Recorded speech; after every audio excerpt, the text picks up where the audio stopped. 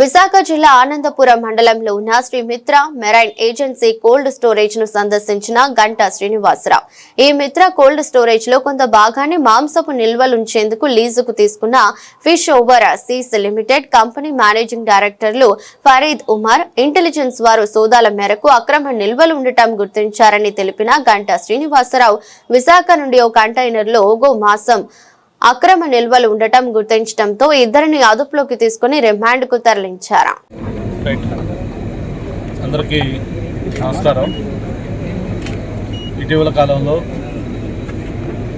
రాష్ట్రం మొత్తం కూడా ఒక సెన్సేషన్ క్రియేట్ చేసిన ఈ గోమాంసం నిల్వకు సంబంధించిన ఏదైతే ఆనందపురం మండలంలో ఉందో ఈ మిత్ర మెరైన్ కోల్డ్ స్టోరేజ్ చూడటం జరిగింది.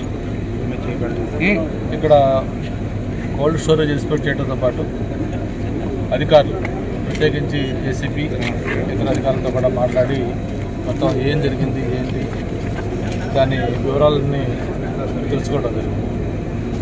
ఏదైతే ఈ గోమాంసం నిల్వ ఉంచారు అనే దానికి సంబంధించి చూస్తే ఈ మిష్ ఓవర్సీస్ ప్రైవేట్ లిమిటెడ్ అనే కంపెనీ ఎండి ఫరీన్ అలాగే ఉమర్ వీళ్ళు దీనికి రెప్రజెంటేటివ్స్ ఉన్నారు. వాళ్ళు ట్రెడిషనల్గా ఇప్పుడు ఈ మాంసం ఎక్స్పోర్ట్ చేసే బిజినెస్లో ఉన్నారు. ఏదైతే ఈ మిత్ర మెరైన్ సంబంధించిన ఈ వేర్ హౌస్ ఉందో దీంట్లో కొంత పార్ట్ వాళ్ళు స్టోరేజ్ చేసుకోవడం కోసం దీన్ని లీజుకు తీసుకున్నారు.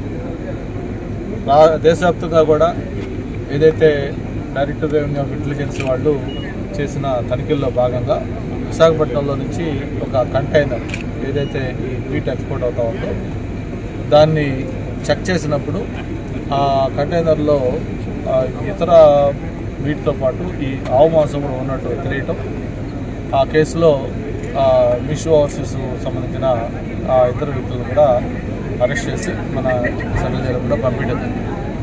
అయితే దాంట్లో ఫర్దర్ ఎంక్వైరీ చేసినప్పుడు వాళ్ళు ఈ వేర్ హౌస్ ఏదైతే ఇప్పుడు మనం ఉన్న వేర్ హౌస్లో ఉందో ఈ వేర్ హౌస్లో కూడా 189 టన్నులు మాంసం ఇక్కడ స్టోర్ చేసినట్టుగా దాన్ని శాంపిల్స్ తీసుకొని మొత్తం ల్యాబ్లో టెస్ట్ చేసిన తర్వాత దాంట్లో బఫెలో మీటు అలాగే మిగతా వాటితో పాటు ఒక కొంత క్వాంటిటీ దాదాపు 80-85 టన్నులు ఆవు మాంసం కూడా ఉన్నట్టు ఆ రిపోర్ట్లో అన్నింటిలో కూడా రావడం జరిగింది.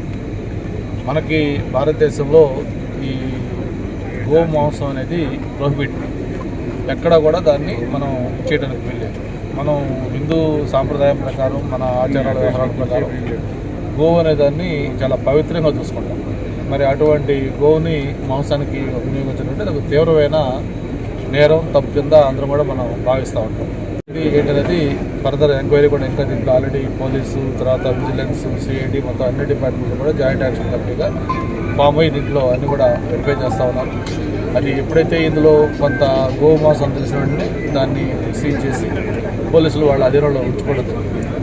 మరి దీని మీద ఫర్దర్ ఇప్పుడు ఎవరైతే దీన్ని మిష్ ఎంటర్ప్రైజ్ ఉన్నారో ఓవర్సీస్ వాళ్ళని ఇంకా ఫర్దర్ ఎంక్వైరీ చేయడం కోసం దానికి పీటీ వారెంట్ వేసి వాళ్ళని కూడా మళ్ళీ ఫర్దర్ ఎంక్వైరీ చేసేసి ఎక్కడి నుంచి వస్తుంది సోర్స్, ఎక్కడ జరుగుతూ ఉంది, మొత్తం దేశవ్యాప్తంగా కూడా గో మాంసానికి నిషేధం ఉన్నప్పుడు ఎక్కడ ఇది జరుగుతూ ఉంది, దీనికి ఎవరు సోర్స్, ఇంకా ఎవరు వెనకాల ఉన్నారో మొత్తం కూడా డీటెయిల్గా ఎంక్వైరీ చేయాల్సిన ఉద్దేశంతో అధికారులు దానికి సంబంధించిన అన్ని ప్రయత్నాలు చేస్తూ ఉన్నాం.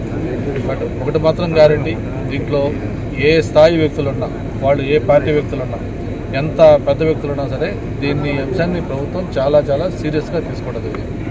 ఇప్పటికే గౌరవ ముఖ్యమంత్రి గారు అలాగే ప్రత్యేకించి ఉప ముఖ్యమంత్రి పవన్ కళ్యాణ్ గారు అందరూ కూడా దీని మీద దృష్టి పెట్టారు. మా అందరూ కూడా చెప్పడం జరిగింది. అలాగే జిల్లా యంత్రాంగాన్ని కూడా ప్రత్యేకంగా ఆదేశాలు ఇవ్వడం జరిగింది. దీన్ని పూర్తిగా ఎంక్వైరీ చేసి దీనికి ఎవరు బాధ్యులు వాళ్ళ మీద ఒక కఠినమైన చర్యలు తీసుకోవాలని కూడా చెప్పడం జరిగింది.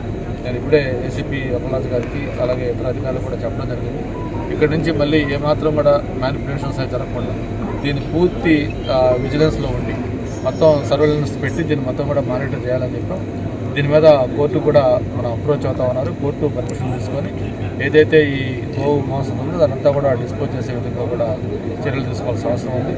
ఏదేమైనా ఈ ఇన్సిడెంట్ జరగడం చాలా బాధాకరం. ముఖ్యంగా మన హిందువుల మనోభిప్రాయాలు వాళ్ళ మనోభావాలు దెబ్బతినే విధంగా ఈ చర్య ఉంది. దీనికి బాధ్యులైన వారి పైన ఖచ్చితంగా చర్యలు తీసుకోవాలి. ఇక్కడ గోడౌన్ యాజమాన్యం కూడా కొంత చిన్న నిర్లక్ష్యం కూడా ఉంది. ఎందుకంటే వాళ్ళు ఒక గుడ్ బిలీఫ్ తోటి మనం వాళ్ళకి లీజుకి ఇచ్చాం కదా, వాళ్ళు ఏ విధంగా డిక్లేర్ చేశారు, ఇది మా వాళ్ళు బఫెలో మీట్ అని చెప్పి డిక్లేర్ చేశారు, వే బిల్ ఇచ్చారు, ఎన్నో ఏళ్ళగా జరుగుతున్నాయి కాబట్టి ఒక గుడ్ బిలీఫ్తో వాళ్ళు చూసుకున్నామని చెప్పి వాళ్ళు కూడా చెప్పడం జరిగింది. ఎవరైనా ఇటువంటివి పెట్టేటప్పుడు వాళ్ళు కూడా కొంత కాషస్గా ఉండి వెరిఫై చేసుకొని ఆ తర్వాతనే వాటిని అలౌ చేయాలి. ఎందుకంటే ఇది మాంసం, గోమాంసం, ఖచ్చితంగా అందరం అబ్జెక్షనబుల్ థింగ్. అలా కాకుండా ఇంకేదైనా ఎక్స్ప్లోజివ్స్ లాంటివి ఇంకోటి లాంటివి కూడా తెచ్చిపెట్టి ఇక్కడ ఏదైనా టెర్రరిస్ట్ యాక్టివిటీస్ కూడా చేసినా కూడా దాన్ని చెక్ చేసుకోకుండా మేము వాళ్ళకి లీజుకి ఇచ్చాం కాబట్టి వాళ్ళు పెట్టుకుంటున్నారని చెప్పి పెట్టుకుంటే అది కూడా ఇబ్బంది అవుతుంది. అందుకే వాళ్ళని కూడా హెచ్చరించి ఇటువంటిది ఉన్నప్పుడు వాళ్ళు కూడా దాన్ని రెస్పాన్సిబుల్ తీసుకొని చెక్ చేసుకొని ఆ తర్వాతనే దాన్ని అలౌ చేయాలని చెప్పి కూడా చెప్పడం జరిగింది. ఏదైతే ఇప్పుడు అరెస్ట్ అయిన ఈ మీషోవర్స్కి సంబంధించిన వాళ్ళు ఉన్నారో వాళ్ళని ఎంక్వైరీ చేసిన తర్వాత దీంట్లో మూలాలు ఏంటి, ఎవరెవరు ఉన్నారు, ఇవన్నీ కూడా తెలుస్తాయి. తప్పకుండా చట్టం ప్రకారం వాళ్ళ మీద ఎటువంటి చర్యలు తీసుకోవాలి అవన్నీ కూడా తీసుకుంటాం. ఏ స్థాయి వ్యక్తులున్నా కూడా వాళ్ళని వదిలిపెట్టే ప్రసక్తి లేదు. మనకి గోవు అనేది చాలా చాలా సెంటిమెంట్తో కూడిన వ్యవహారం కాబట్టి దీని మీద ప్రభుత్వం కూడా చాలా సీరియస్గా వ్యవహరిస్తుంది.